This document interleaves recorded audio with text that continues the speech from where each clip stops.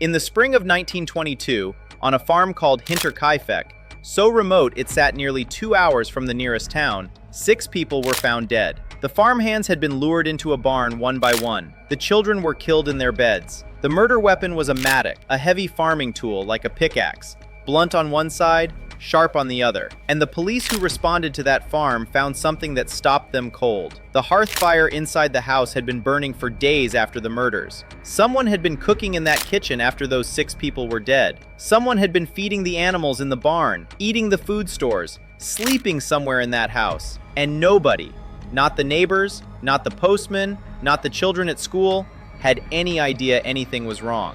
These are the Hinterkaifeck murders. 6 people, 1 killer, or perhaps more than one. 100 years of silence. And by the end of this video, you'll understand why even the most experienced investigators who ever touched this case walked away with more questions than answers. If you're here for the strange, the dark, and the cases that refuse to stay closed, subscribe, turn on notifications, and stay with us. Because once a case is now documented, it never disappears again. Also, I'm a new creator on YouTube and I need your support. Please like this video and leave a comment, it will help me a lot. The farm was called Hinterkaifeck. In Bavarian German, that roughly translates to something like the back of beyond, the edge of everything. And that's sort of what it was, a small farmstead about 70 kilometers north of Munich, deep in the rural flatlands of Bavaria. The family who lived there was the Gruber family. And to understand what happened to them, you need to understand who they were first, because they were complicated private people, and that privacy would end up mattering enormously. The patriarch was Andreas Gruber. He was 63 years old in 1922. Stocky, weathered, a farmer his entire life. He knew every corner of that land, had worked it for decades. The kind of man who could read the sky and tell you what tomorrow would bring. His wife, Cecilia, was 72. She was the elder of the household in every sense. Quiet, devout, deeply religious. Neighbors described her as the kind of woman you'd see in church every Sunday without fail, kneeling longer than everyone else. Their widowed daughter, Victoria Gabriel, had come back to the farm with her 2 children after the death of her husband in the war. She was 35, hardworking, a little isolated in the way that single mothers in rural Bavaria in 1922 were just sort of expected to be invisible. Victoria's daughter, also named Cecilia, named after her grandmother, you know how families do, was 7 years old. By all accounts, she was a bright kid, chatty, the kind of child who draws pictures for no particular reason and leaves them around the house. Victoria's son Joseph was just 2 years old, still a baby really. And the 6th member of the household was the farmhand, a young woman named Maria Baumgartner, who had only just arrived at the farm to take up her position. She had literally just gotten there. She arrived on the day it happened, the very same day. Now, here's where the Gruber family gets complicated, and I want you to stay with me here because it matters. There were whispers in the village about Andreas Gruber and his daughter Victoria. Dark whispers, the kind people say quietly in church. The official record shows that Victoria's son Joseph, the 2-year-old, was registered without a named father. An investigation had actually been opened before the murders into allegations of an incestuous relationship between Andreas and Victoria. That investigation was never completed. I'm not telling you that to shock you. I'm telling you because it shaped everything. It explains why this family kept to themselves, why they didn't invite neighbors over, why they were, in a real sense, alone out there. And isolation in this case was the thing that made everything possible. But here is the detail I want you to hold on to. Keep this one close because we are going to come back to it. And when we do, it reframes the entire case. In the weeks before the murders, Andreas Gruber had been telling people in the village something strange. He said he'd found footprints in the snow, footprints leading from the edge of the forest to the farm, but no footprints leading back. He'd also found a newspaper near the house, a Munich newspaper. Nobody on the farm had bought it. Nobody had ordered it. It had just appeared. And Cecilia, the grandmother, had been telling her priest that she could hear something moving in the attic above her bedroom at night. Andreas told the village. People heard him.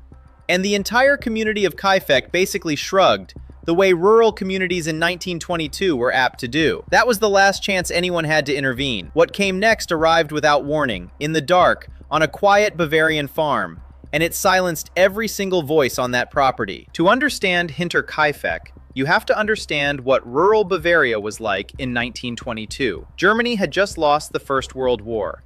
The country was fractured. The economy was in freefall. And out in the countryside, In isolated farming communities like this one, life was still governed by land, by blood, and by the deep suspicion of outsiders. The farm itself sat about 70 kilometers north of Munich, outside a small village called Kaifeck, which was really just a handful of families scattered across a stretch of flat farmland. The nearest town of any size was Ingolstadt. The nearest neighbor was far enough away that you wouldn't hear someone scream. The farmhouse was a traditional Bavarian structure. A main house, a barn, a series of outbuildings, all connected under one long roof. In winter, this was practical. You could move between the house and the animals without going outside. It also meant that every part of the property was connected to every other part, which, as it turns out, matters quite a bit. But here is the thing about this particular farm. It already had a history before 1922, a dark one. Victoria Gruber's first husband, a man named Karl Gabriel, had gone to fight in the First World War. He was declared dead in 1914. That much is documented.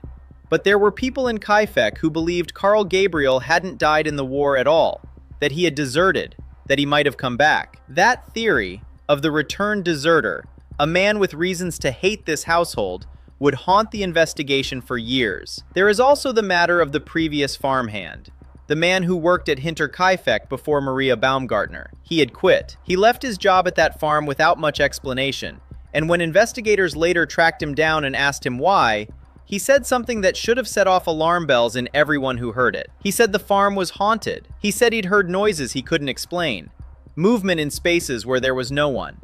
He had left because he was afraid, and he had not, until the murders, told anyone what he'd heard. So by the time March of 1922 arrived, here is what this property was.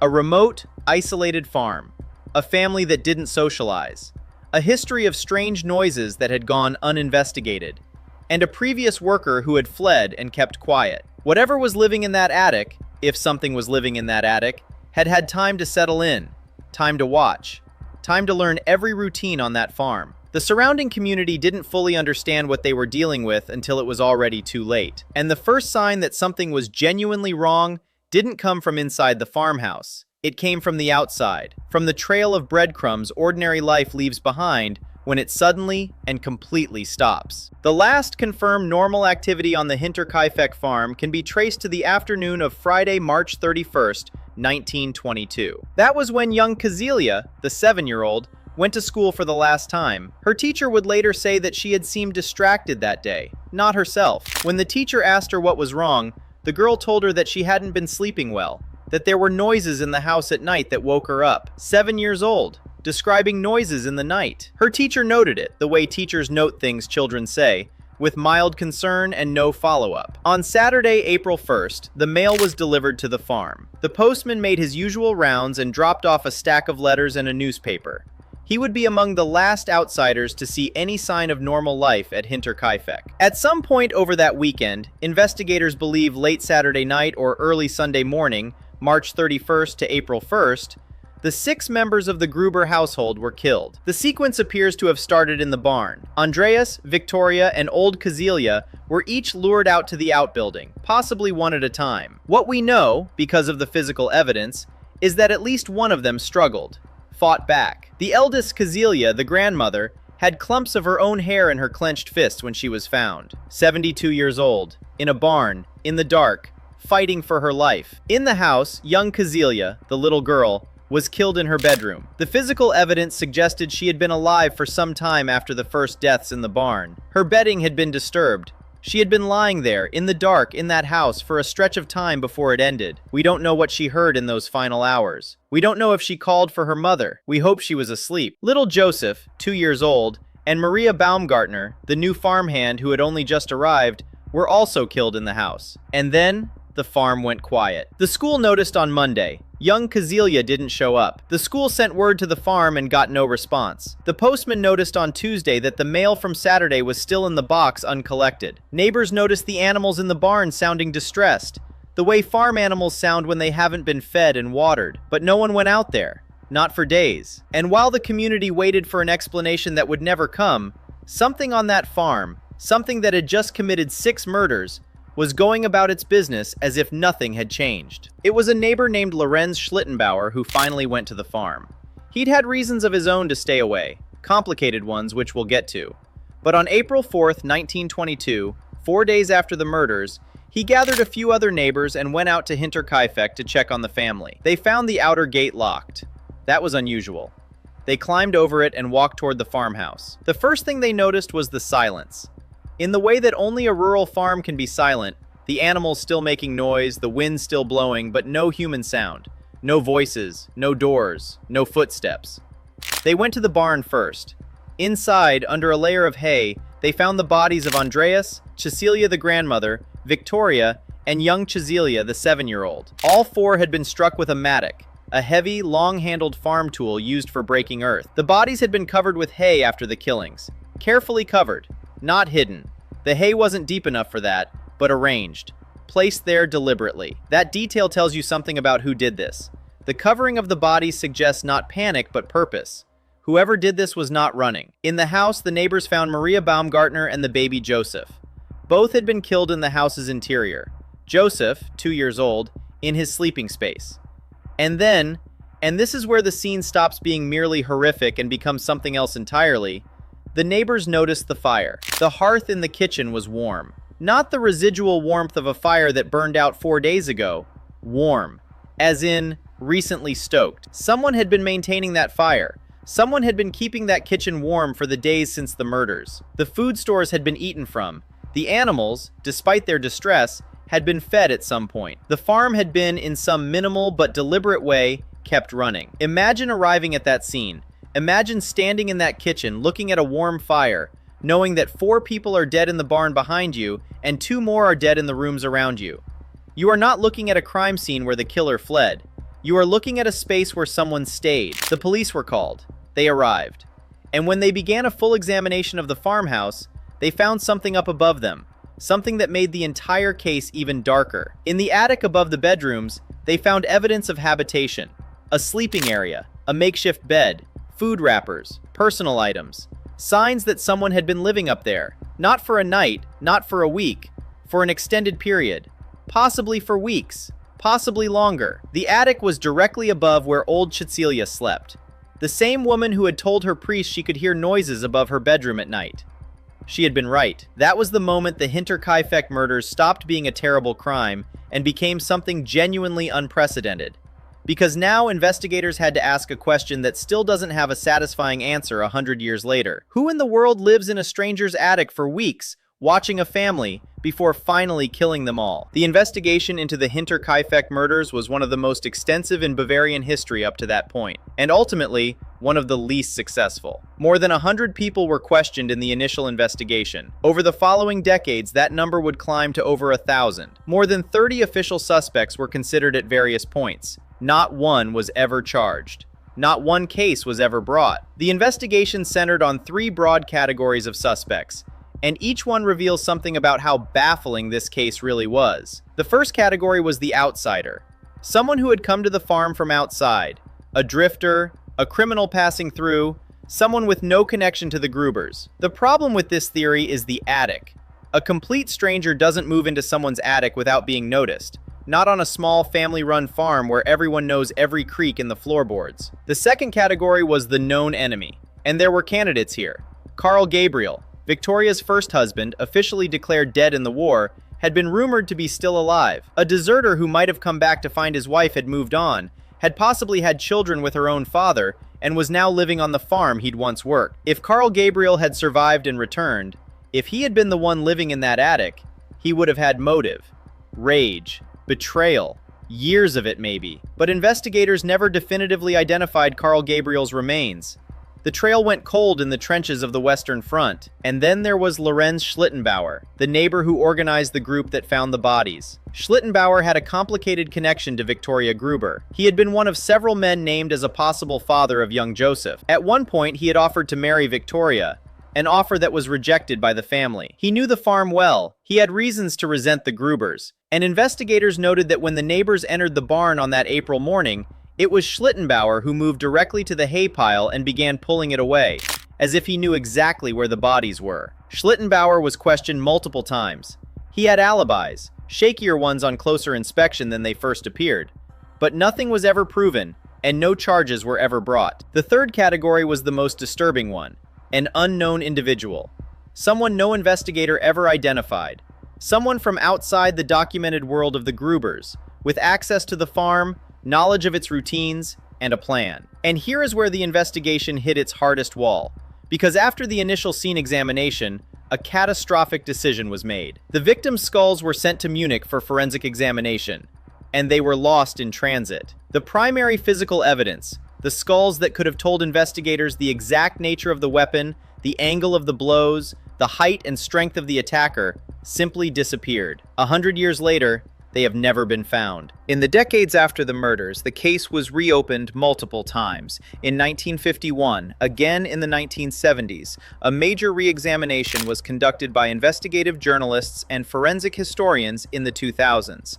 In 2007, a forensic cold case team re-interviewed surviving community members and their descendants using modern methodology. Each investigation reached the same conclusion. No definitive perpetrator could be identified. The case remains officially unsolved. But the 2007 examination did surface something important. Something that brought us back to that detail I mentioned at the beginning of this story. Remember what Andreas Gruber told people in the village in the weeks before his death? The footprints in the snow. The newspaper from Munich that no one had ordered, and old Cecilia hearing noises in the attic. The 2007 investigators mapped out the timeline of those reports against what they knew about the habitation evidence in the attic, and they concluded that the evidence was consistent with someone having lived in that attic, using it as a base, coming and going through the connected outbuildings, for a minimum of several weeks before the murders. Possibly since as early as late winter. Possibly since before the snow that Andreas tracked those footprints in. Which means, if that's right, that whoever did this had watched the Gruber family through an entire season, had listened to their fights, their routines, their prayers before bed, had heard the grandmother complain about the noises that were him, had watched Andreas Gruber go to the village and report the strange footprints, had sat up there in the dark and listened to the family talk about a possible intruder, and had not moved, had stayed, had waited. The official position, now 100 years on, is that the Hinterkaifeck case will likely never be solved. But the question of why someone would stay, why they wouldn't just leave after the risk of discovery kept rising, that question points directly toward the three things in this case that no official conclusion has ever been able to close. There are three questions at the heart of the Hinterkaifeck case that have defeated every investigator who has ever looked at them. And I want to go through each one carefully because I think it's the only honest way to end this story. The first question: who was living in that attic and how long had they been there? The official investigation found physical evidence of habitation, but could never tie it to a specific individual. No fingerprints were usefully preserved, no DNA analysis was available or conducted at the time. The prevailing theory among modern researchers is that the attic occupant was someone who knew the farm well enough to navigate it silently. Someone who understood the family's routines and was confident they could stay hidden. That argues strongly against a random drifter. You don't get that comfortable in a stranger's attic by accident. The counter-argument, the one that keeps the door open to a complete unknown, is that the farmhouse's layout was actually quite useful for concealment. The connected outbuildings meant you could move between spaces without being seen from the main house windows. A determined person, with time and patience, could learn a farmhouse from the outside before ever entering it. But here's the emotional reality of that first question. The Gruber family knew something was wrong. Andreas Gruber reported it. He was a 63-year-old farmer who had lived on that land his whole life. And something in those footprints, in that mysterious newspaper, in his mother-in-law's nighttime fears, told him something wasn't right, and nobody helped him. Nobody took it seriously enough to act. In 1922, in rural Bavaria, there was no phone to call. No police station close enough to matter on a weekend, no neighborhood watch. Just a man who knew something was wrong, and no mechanism in the world around him to translate that knowledge into safety. The second question: why did the killer stay after the murders?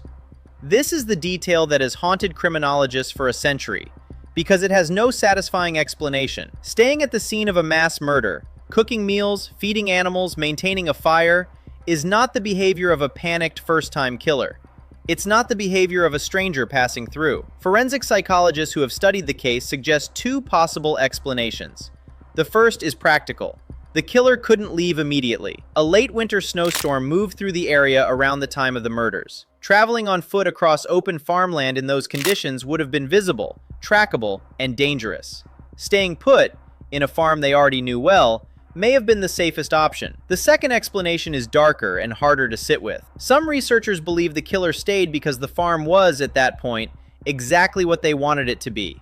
Silent, empty, theirs. There is a profile, still debated among forensic professionals, of a certain type of perpetrator who does not kill for profit or in the heat of passion, but to achieve a kind of possession, to own a space, to occupy a life that isn't theirs. The 3 days of maintained fire, eaten food, tended animals, it reads less like hiding and more like settling in. And that, more than anything else in this case, is what makes it genuinely unlike most other true crimes I've ever encountered.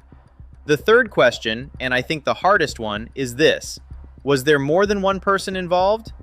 The conventional narrative of Hinterkaifeck is a single perpetrator. One person, one weapon, 6 victims. But investigators have noted that the logistics of luring 3 adults out to a barn and killing them with a handheld farm tool, without any of them overpowering the attacker, without anyone in the house hearing and fleeing, is remarkably difficult to achieve alone. Andreas Gruber was 63, but he was a working farmer, strong, experienced with physical labor. The idea that one person with a mattock could neutralize him, then Cecilia, then Victoria, 3 adults in sequence in a confined space, strains credibility for some researchers. There are no definitive answers here. The forensic evidence that might have helped answer the question, the skulls, the weapon, traceable physical evidence from the attic, is either lost or degraded beyond usefulness. What we're left with is inference, probability, the cold art of looking at what happened and asking, does this make sense as the work of one person? For some researchers, it does. For others, the coordination and control on display at Hinterkaifeck suggests someone wasn't working alone. We will almost certainly never know. And that brings me to where I want to end this. Not with a theory, not with a suspect, but with the 6 people who lived on that farm. Andreas Gruber, who knew something was wrong and had no way to make anyone listen. Old Cecilia, who spent her last weeks on Earth afraid in her own bedroom and was told, by silence, by inaction, that her fear didn't warrant a response. Victoria, who had built a life out of the hand she'd been dealt, on a farm in the middle of nowhere, raising her children as best she could. 7-year-old Cecilia, who drew pictures and went to school and told her teacher she hadn't been sleeping because something in her house was making noise at night. 2-year-old Josef, who never had a chance to understand any of it. And Maria Baumgartner, who walked into a job on a Friday morning having no idea what was already waiting inside that farmhouse. They deserved safety. They deserved neighbors who acted on what they heard. They deserved investigators who didn't lose the primary evidence. They deserved answers. After 100 years, they are still waiting for them. The Hinterkaifeck murders have been studied by criminologists, forensic historians, investigative journalists, and cold case teams for over a century now. And the case has never been closed. Not officially, not emotionally. If you want to go deeper, and I think you do, there is a German documentary called The Crime of Hinterkaifeck, which reconstructs the crime scene with modern forensic methodology and interviews descendants of the village families who were there. It's unsettling in exactly the way this case deserves. There are also detailed accounts in English through the Hinterkaifeck case files, which have been partially published online through German historical archives. I'll point you in the right direction in the description below. 6 people, 1 farmhouse. A killer who wasn't a shadow in the night, but a presence that had been there above their heads for weeks. If this case made you feel that specific dread, the dread of the familiar made strange, the dread of the ordinary place that turns out not to be safe, then you already understand why it has never left the consciousness of everyone who encounters it. If you're not subscribed yet, please do. Turn on notifications. We find the cases the world has moved past, and we do not let them disappear. This case is now documented. We'll see you in the next one.